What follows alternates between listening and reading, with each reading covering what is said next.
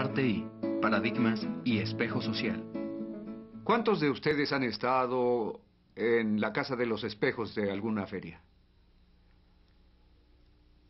¿Qué tal si esa fuera la única fuente de información que tuvieran sobre su cuerpo? Alguna absurda caricatura. Por ejemplo, yo una vez me vi sin cabello. ¿No es absurdo? La mayoría de los mapas de la gente son una función del espejo social. Viven fuera del espejo social y de su memoria. Una mamá me dijo el otro día, no puedo entender a mi hija. De repente ya tiene 17 años y es como si fuera otra persona. Nunca la había visto tan poco cooperativa, tan rebelde, tan enojada, tan poco dispuesta a ayudarnos en la casa, o siquiera abrirse a cualquier influencia. ¿Qué está sucediendo en el mapa o el paradigma de su cabeza? ¿Y qué se hace con ese mapa? ¿Se actúa de acuerdo a él? En la cabeza creamos una imagen de cierta persona. Es el mapa que tenemos de ella. ¿Alguien podría repetirle lo que yo digo aquí? Inténtelo otra vez. Trate de ser más positiva. Pero mientras una persona mantenga ese mapa, esa imagen de la otra persona en su cabeza, va a tratarla de ese modo. Y cuando a uno lo tratan de ese modo, la tendencia es responder de acuerdo a cómo lo tratan. Esto se llama la profecía que se autorrealiza. La gente responde al espejo social que la rodea. Entonces le dije a esta mamá,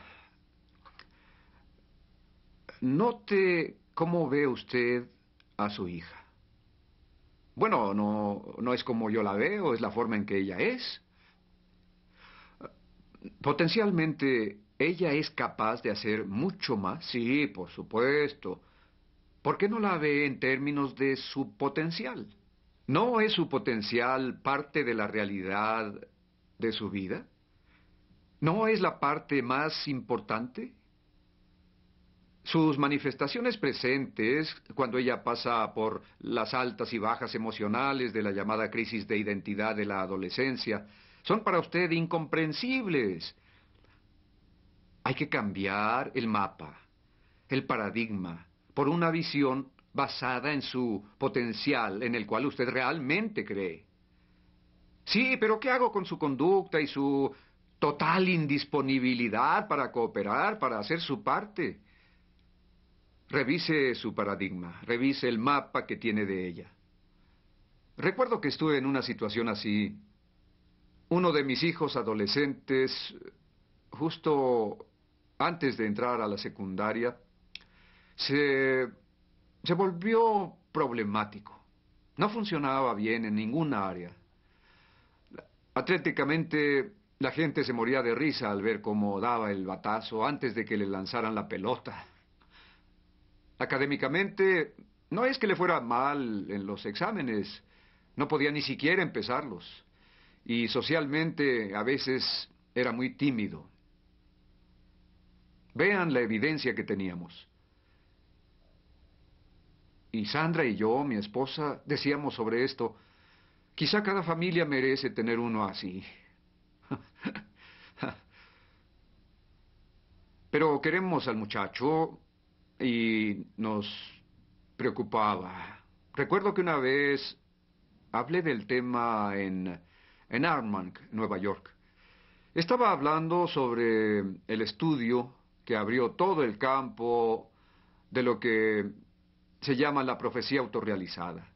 Sobre una computadora en Inglaterra que a un grupo brillante lo declaró tonto.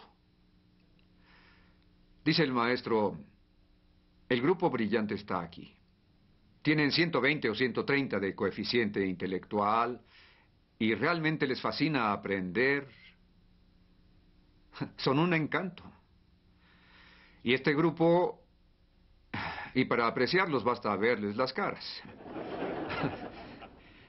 Este grupo también es encantador. Pero no tienen la misma capacidad y es algo que hay que admitir. Adviertan lo que está pasando. El maestro está describiendo una realidad, ¿de acuerdo? Las cosas son así. Y los niños lo aceptan. Y actúan así durante un periodo de varios meses. En otras palabras, eso se vuelve su visión, su paradigma. Pero ¿saben qué? Varios meses después, se descubre que hubo un error en la computadora y los dos grupos fueron mal catalogados. Inmediatamente los examinaron, sin decir nada a nadie, y este grupo subió 18 puntos. Y este otro grupo bajó 14 puntos. La profecía que se autorrealiza.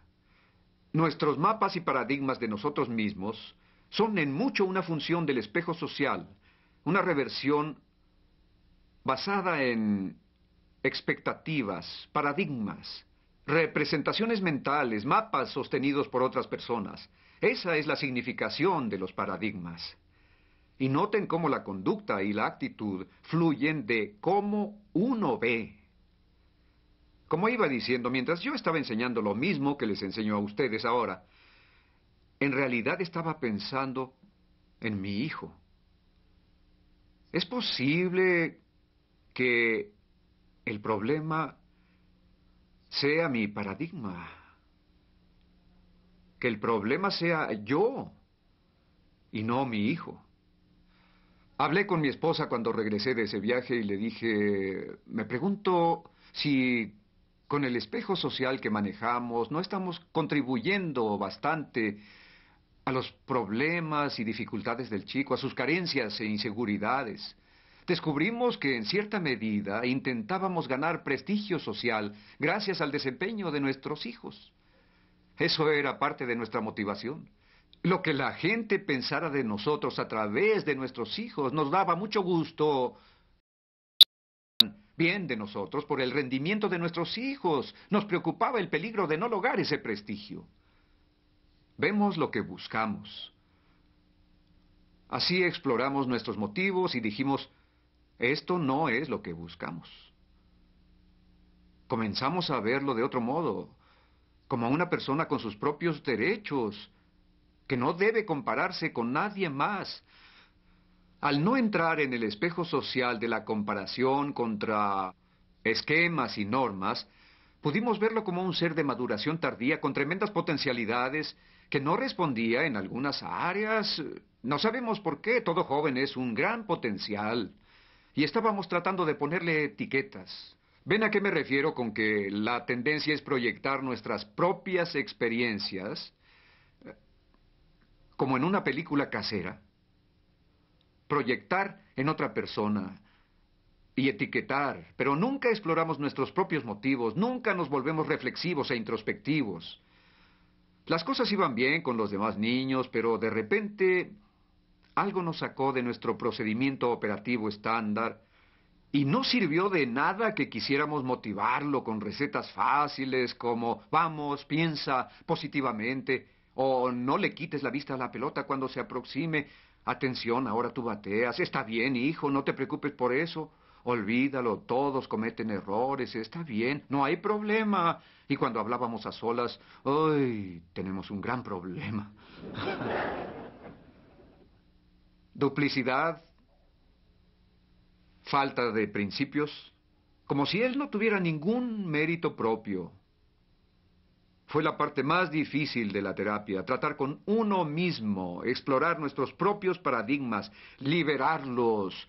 Pero cuando tratas de tener a la gente, de poseerla, de ser su dueño, y que su desempeño se refleje en tu reputación, tu estructura básica de motivación condiciona tu paradigma sobre esa persona.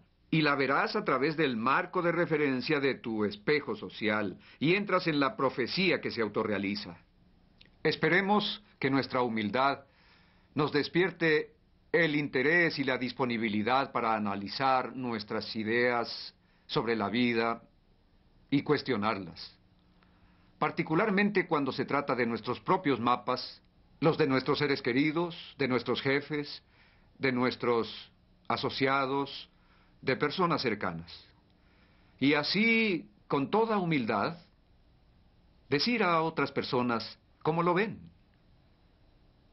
¿Cuál es su punto de vista? ¿Cuál es su perspectiva? ¿Cuál es su marco de referencia? ¿Cuál es su opinión? Y constantemente adquirir un sentido más claro de cómo son las cosas, logrando un paradigma mejor y mejor.